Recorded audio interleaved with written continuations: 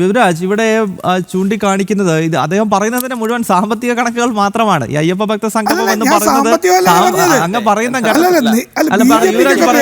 ഇതിന്റെ vote bank മാറിയോ എന്നാണ്. ഒരിക്കലും ഞാൻ പറയുന്നത് അങ്ങനെ മറിയോ? നിങ്ങളൊരു അടിസ്ഥാനമായ ഒരു വോട്ടാണ് ഹിന്ദു വോട്ടാണെങ്കിൽ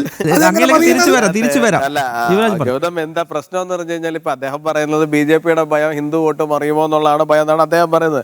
ഓൾറെഡി ഇവിടെ ആരാണ് ഭയപ്പെട്ടതെന്നുള്ള കാര്യം നമ്മളെല്ലാവരും കണ്ടാണ്. കഴിഞ്ഞ പാർലമെന്റ് തെരഞ്ഞെടുപ്പ് കഴിഞ്ഞതിന് ശേഷം CPM-ന് തട്ടിയിരിക്കുന്ന ഒരു ഭയത്തിന്റെ പുറത്തുനിന്ന് മാത്രം, അതായത് ഇപ്പോൾ മുസ്ലിം വോട്ട് ബാങ്ക് അവരിൽ എല്ലാ കാലഘട്ടത്തിലും നിൽക്കുന്നതാണ് കഴിഞ്ഞൊരു 10 വർഷമായിട്ട് അവർ ധരിച്ചത്. കഴിഞ്ഞ പാർലമെന്റ് തിരഞ്ഞെടുപ്പോടുകൂടി അവർക്ക് മനസ്സിലായി അത് അവരിൽ നിന്ന് പോയി UDF-ലേക്ക് പോയി എന്നുള്ള കാര്യം. ക്രൈസ്തവ വോട്ടുകൾ അങ്ങോട്ടോ ഇങ്ങോട്ടോ എന്നുള്ള രീതിയിൽ നിൽക്കുകയാണ്.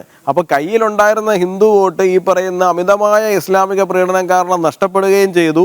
അപ്പോൾ എന്താണ്, അതൊട്ട് കിട്ടുന്നതുമില്ല, അത് സ്ഥായിയായിട്ട് നിൽക്കുന്നതുമില്ല, കയ്യിലുണ്ടായിരുന്ന ഹിന്ദു വോട്ട് പോവുകയും ചെയ്തു. അപ്പൊ ഇവിടെ തട്ടിയിരിക്കുന്ന ഒരു ഭയത്തിന്റെ പുറത്ത് നിന്നാണ് സ്വാഭാവികമായിട്ടും അവർ ഇത്തരത്തിലുള്ള കാര്യങ്ങളിലേക്ക് പോകുന്നത്. അതാണ് ഞാൻ ആദ്യമേ പറയുന്നത്, കമ്മ്യൂണിസ്റ്റ് പ്രസ്ഥാനങ്ങൾ എന്ന് പറയുന്നത് ആശയപരമായിട്ട് അവരെന്താണോ ആശയപരമായിട്ട് കഴിഞ്ഞ 100 വർഷങ്ങളായിട്ട് മുമ്പോട്ട് വെച്ചിരിക്കുന്ന 1920-ലാണോ 25-ലാണോ തുടങ്ങിയതെന്നുള്ള കാര്യത്തെക്കുറിച്ചിട്ട് വലിയ ചർച്ചകൾ അവർക്കിടയിൽ തന്നെ നിലനിൽക്കുന്നുണ്ടെങ്കിൽ പോലും ഞാൻ പറയുന്നത് 1925 രാഷ്ട്രീയ സ്വയംസേവക സംഘം എന്ന് പറഞ്ഞൊരു പ്രസ്ഥാനം ഒരു ഭാഗത്ത് ആരംഭിക്കപ്പെടുന്നു. 1925 തന്നെ അവരുടെ പ്രസ്ഥാനം ആരംഭിച്ചു എന്ന് നമുക്ക് പറയാം. 100 വർഷത്തിൽ എത്തി നിൽക്കുമ്പോൾ അവർ തീർച്ചയായിട്ടും അയ്യപ്പ സംഗമത്തിന്റെ കാര്യത്തിലാണ് അവർ മത്സരിക്കുവാൻ വേണ്ടി നമ്മളോടൊപ്പം വരുന്നത് എന്ന് പറയുമ്പോൾ ആശയപരമായ ആ പ്രസ്ഥാനം എവിടെയാണ് നിൽക്കുന്നത് എന്നുള്ളതിനെക്കുറിച്ച് നമുക്ക് നല്ല ധാരണ ലഭിക്കുന്നുണ്ട്. അത് ഒരു വശം മാത്രമാണ്.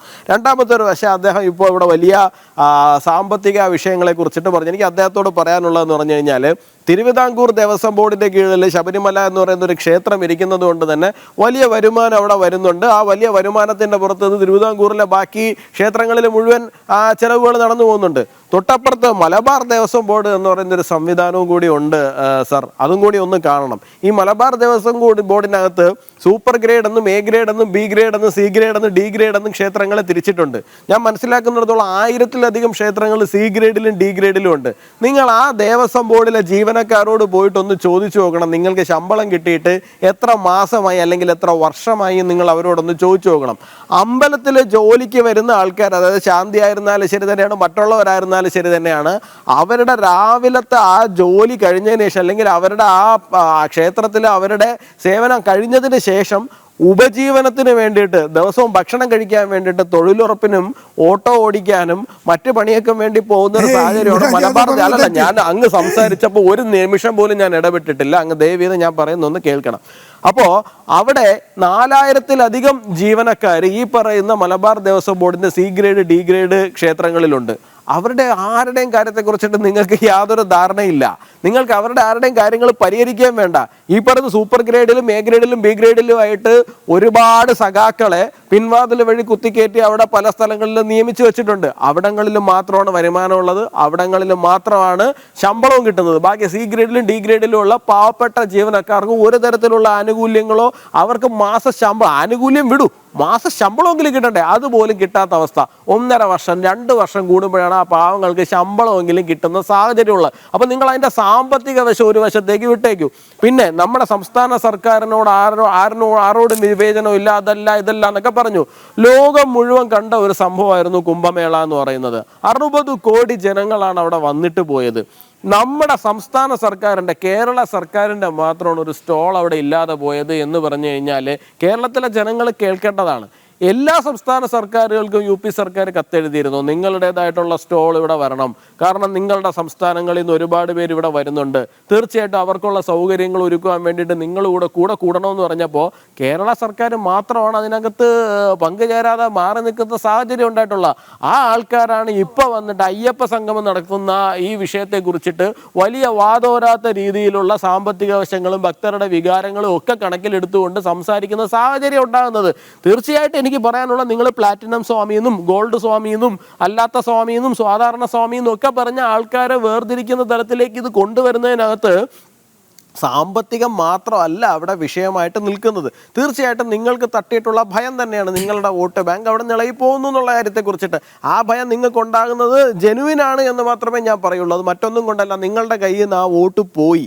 ഇനി നിങ്ങളെ ആരും വിശ്വാസത്തിൽ എടുക്കുവാനും പോകുന്നില്ല. കാരണം ഇപ്പോൾ പോലും ഗോവിന്ദ മാസ്റ്റർ പറഞ്ഞ എന്താണ്, ശബരിമലയിലെ ഈ പറയുന്ന വിവാദപരമായിട്ടുള്ള വിധി എന്ന് പറയുന്നത് അടഞ്ഞ അധ്യായമാണെന്ന് വെച്ചപ്പോൾ അടഞ്ഞ അധ്യായമല്ല, അത് കഴിഞ്ഞുപോയ അധ്യായമാണ്. അടഞ്ഞ അധ്യായം അല്ല എന്നല്ല, കഴിഞ്ഞുപോയ അധ്യായമാണ്. അതായത് എന്താണ്, ആ അധ്യായം വീണ്ടും ഭാവിയിൽ തുറക്കുവാനുള്ള സാഹചര്യം അവിടെ ഉണ്ട്. മറ്റേ സ്റ്റാർ ഇട്ടിട്ടാണ് അദ്ദേഹം പറയുന്നത്, കണ്ടീഷൻ സപ്ലൈ എന്ന് പറഞ്ഞിട്ടാണ് അദ്ദേഹം പറഞ്ഞു വെക്കുന്നത്. അതായത് ഭാവിയിൽ വീണ്ടും എന്നുള്ള തലത്തിലേക്കാണ് അദ്ദേഹം പറഞ്ഞു വെക്കാൻ വേണ്ടിയിട്ട് ആഗ്രഹിക്കുന്നത്. കാരണം ഇടതുപക്ഷത്തിനെ സംബന്ധിച്ചിടത്തോളം ഈ വിഷയം ആത്മാർത്ഥമായിട്ടുള്ളതല്ല. നിങ്ങൾ അയ്യപ്പ സംഗമം നടത്തുന്നതിനാരും എതിരല്ല, നിങ്ങൾ അയ്യപ്പ സംഗമം നടത്തിക്കോളൂ, ഞങ്ങൾക്ക് ആർക്ക് യാതൊരു വിരോധവും ഇല്ല. നിങ്ങൾക്കിപ്പോൾ തിരുവിതാംകൂർ ദേവസ്വം ബോർഡിന് അയ്യപ്പ സംഗമം നടത്തണമെന്നുണ്ടെങ്കിൽ നടത്തണ്ട എന്ന് പറയാനുള്ള റൈറ്റ് ഒന്നും മറ്റാർക്കും ഇല്ല. പക്ഷെ നിങ്ങളോട് തീർച്ചയായിട്ടും ചോദ്യങ്ങളുണ്ടാവും. ആ ചോദ്യങ്ങൾക്ക് വ്യക്തമായിട്ട് ഉത്തരം തരുവാൻ വേണ്ടിയിട്ട് നിങ്ങളും സംസ്ഥാനം ഭരിക്കുന്ന ആൾക്കാരും തീർച്ചയായിട്ടും ബാധ്യസ്ഥരാണ്. ആ ചോദ്യങ്ങൾ ഹിന്ദു സമൂഹം വളരെ ജെനുവിനായിട്ട് ചോദിക്കുന്ന ചോദ്യമാണ്. ഇപ്പോൾ കോൺഗ്രസിന്റെ നേതാവ് ശ്രീ ജി വി ഹരി ഞാൻ വളരെ ബഹുമാനത്തോടുകൂടി കാണുന്ന ആളാണ്. അദ്ദേഹം ഇവിടെ പറയുന്ന ചില കാര്യങ്ങളുണ്ട്. അദ്ദേഹം പറയുന്നത് എന്താണ്, ചില രാഷ്ട്രീയ പ്രസ്ഥാനങ്ങൾ വോട്ടിന് വേണ്ടിയിട്ട് തെരുവിലേക്ക് ഇറങ്ങി. ഞാനൊരു കാര്യം ചോദിച്ചോളട്ടെ, ഈ രഹ്ന ഫാത്തിമയെ പോലെയുള്ള ആൾക്കാർ അവര് എത്രമാത്രം അശ്ലീലമായിട്ടാണ് ശബരിമലയിലേക്ക് കയറി വന്നത് എന്നുള്ള കാര്യം നമ്മൾ കണ്ടതാണ്. അവർ കയറുന്നതിന് മുമ്പ് അവർ ഫേസ്ബുക്കിൽ പോസ്റ്റ് ചെയ്തിരുന്ന ഒരു ചിത്രം ഓർമ്മയുണ്ടല്ലോ. അതായത് ഒരു ലുങ്കി എടുത്ത് വെച്ചിട്ട് അങ്ങറ്റം വരെ പൊക്കി കെട്ടി കാലെടുത്ത് പൊക്കി വെച്ചിട്ട് ഇരുന്ന് കുറച്ച് പൗഡറും എടുത്ത് നെറ്റിയിൽ തേച്ച് അപഹസിക്കുന്ന തരത്തിൽ, അയ്യപ്പ ഭക്തരെ മുഴുവൻ അപഹസിക്കുന്ന തരത്തിലാണ് അവരവിടെ ഇരുന്നത്. ഇവര് എല്ലാവരെയും വെല്ലുവിളിച്ചുകൊണ്ട് ഒരു വത്തക്കയൊക്കെ എടുത്ത് കടിച്ച് തിന്ന് കയറി മുകളിലേക്ക് വരുന്ന സമയത്ത് കോൺഗ്രസ്സുകാർ എവിടെയായിരുന്നു? കോൺഗ്രസ്സുകാർ ആ പരിസരത്തെങ്ങും ഇല്ലായിരുന്നു. അവിടെ ഉണ്ടായിരുന്ന ആൾക്കാർ സംഘപരിവാറിന്റെ ആൾക്കാരായിരുന്നു, അല്ലെങ്കിൽ BJPയുടെ ആൾക്കാരായിരുന്നു.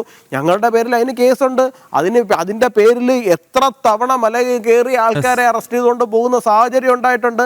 അപ്പൊ ഈ തെരുവിലിറങ്ങി സമരം നടത്തുക എന്ന് പറയുമ്പോൾ ഇപ്പോൾ കോൺഗ്രസ് ഇന്നേ വരെയും മതപരമായ വിഷയങ്ങളിൽ ഒന്നിലും തന്നെ ഒരു തരത്തിലുള്ള നിലപാട് ആ തരത്തിൽ എടുക്കാൻ പോയിട്ടില്ല എന്നാണ് അദ്ദേഹം പറഞ്ഞു വെക്കുന്നത്. ഞാൻ ചോദിക്കട്ടെ, ഷാബാനോ കേസിനകത്ത് സുപ്രീം കോടതിയിൽ ഓർഡിനൻസ് പാസ്സാക്കാൻ പോയ ആൾക്കാരല്ലേ കോൺഗ്രസ്സുകാർ? മതപരമായ വിഷയം ആയിരുന്നില്ലേ? ഒരൊറ്റ വിഭാഗത്തിന് വേണ്ടിയിട്ട്, മുസ്ലിം പുരുഷൻ എന്ന് പറയുന്ന ഒരൊറ്റ വിഭാഗത്തിന് വേണ്ടി മാത്രം മുത്തലാഖ് വിഷയത്തിൽ എവിടെയായിരുന്നു? മുത്തലാഖ് വിഷയത്തിൽ എന്തായിരുന്നു നിലപാട്? മുത്തലാഖ് വിഷയത്തിൽ സ്ത്രീകൾക്കൊപ്പമായിരുന്നോ പുരുഷന്മാർക്കൊപ്പമായിരുന്നോ നിന്നിരുന്നത്? അപ്പൊ എല്ലാ വിഷയങ്ങളിലും തങ്ങൾക്ക് ഏറാണോ വോട്ട് ബാങ്ക്, ആ വോട്ട് ബാങ്കിനനുസരിച്ച് മാത്രം നിലപാട് സ്വീകരിക്കാൻ വേണ്ടിയിട്ട് കോൺഗ്രസ് ഒരു കാലഘട്ടത്തിലും പുറകോട്ട് പോയിട്ടില്ല. അവർക്കറിയാം അവിടെ ആർക്കൊപ്പമാണ് നിൽക്കേണ്ടത് എന്നുള്ളതിനെ കുറിച്ചിട്ട് വളരെ വ്യക്തമായ ധാരണ കോൺഗ്രസിനുണ്ട്.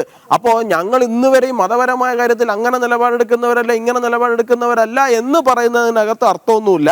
നിങ്ങൾ കൃത്യമായിട്ടും എവിടെയാണോ നിങ്ങൾക്ക് രാഷ്ട്രീയ ലാഭം, ആ രാഷ്ട്രീയ ലാഭത്തിന്റെ ഭാഗത്ത് നിന്ന് കൃത്യമായിട്ട് നിലപാടെടുത്തിട്ടുള്ള ആൾക്കാരാണ്. അപ്പോൾ തെരുവിലേക്ക് ഇറങ്ങുന്ന കാര്യത്തിലേക്ക് വരുന്ന സമയത്ത് സ്വാഭാവികമാണ് ഷട്ട് ചുളിയും എന്ന് ഭയമുള്ളത് കൊണ്ട് തെരുവിലേക്ക് ഇറങ്ങുവാൻ വേണ്ടിയിട്ട് ഭയന്നു എന്നുള്ളത് മാത്രമേ ഉള്ളൂ. തെരുവിലേക്ക് ഇറങ്ങുവാൻ വേണ്ടിയിട്ട് മടി കാണിക്കുന്നു എന്നുള്ളത് മാത്രമേ ഉള്ളൂ. തെരുവിലേക്ക് ഇറങ്ങിയത് BJPക്കാരോ RSSകാരോ മാത്രമൊന്നും അല്ലല്ലോ. തെരുവിലേക്ക് ഏറ്റവും ആദ്യം ഇറങ്ങിയത് NSSകാരല്ലേ? NSS എന്ന് പറയുന്ന സംഘടന അപ്പോൾ എന്തെങ്കിലും രാഷ്ട്രീയ ലാഭം നോക്കി ഇറങ്ങിയതാണെന്നാണോ നിങ്ങൾ പറഞ്ഞു വരുന്നത്?